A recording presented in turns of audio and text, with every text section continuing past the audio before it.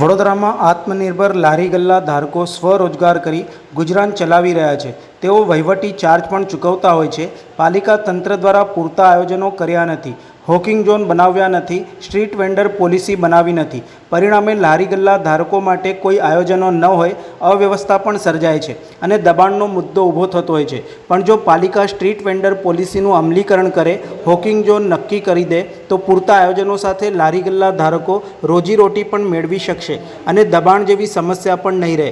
દબાણ શાખા માટે ખર્ચાતી પ્રજા ટેક્સની રકમ પણ બચશે, પણ પાલિકા તંત્ર પાસે કોઈ આયોજન નથી. હાલમાં દબાણો દૂર કરવામાં આવી રહ્યા છે. પરિણામે રોજ કમાઈને રોજ ખાનારા મુશ્કેલીમાં મુકાઈ રહ્યા છે. તેઓની પડખે યુથ કોંગ્રેસ આવ્યું છે. યુથ કોંગ્રેસના અગ્રણી પવન ગુપ્તાની આગેવાનીમાં આજે પાલિકા કચેરી ખાતે આવેદનપત્ર આપવામાં આવ્યું હતું. તેમણે રોષ સાથે જણાવ્યું હતું કે એક તરફ સરકાર લારી ગલ્લા ધારકોને લોન આપે છે, સામે લોનની ભરપાઈ કરી શકે તે માટે કમાવવું પણ પડે, પણ વેપાર ધંધો જ ન કરવા દે તો તેઓ લોન કેવી રીતે ભરે?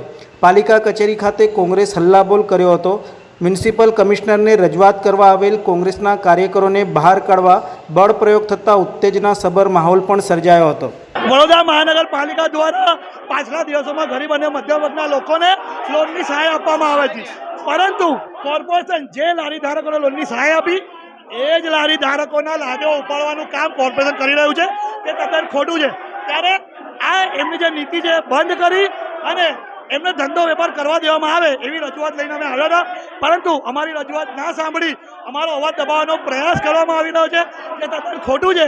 અને અમારો અવાજ અમે એમના તક પહોંચાડવા માંગતા હતા, પરંતુ પોલીસને અને આ લોકો અમારા જોડે ધક્કામુક્કી કરી રહ્યા છે, મીડિયાના લોકોને ધક્કા મારી રહ્યા છે અને અમારો અવાજ દબાવવા માટે અમને પાલિકાથી બહાર ધકેલવાનું કરી રહ્યા છે.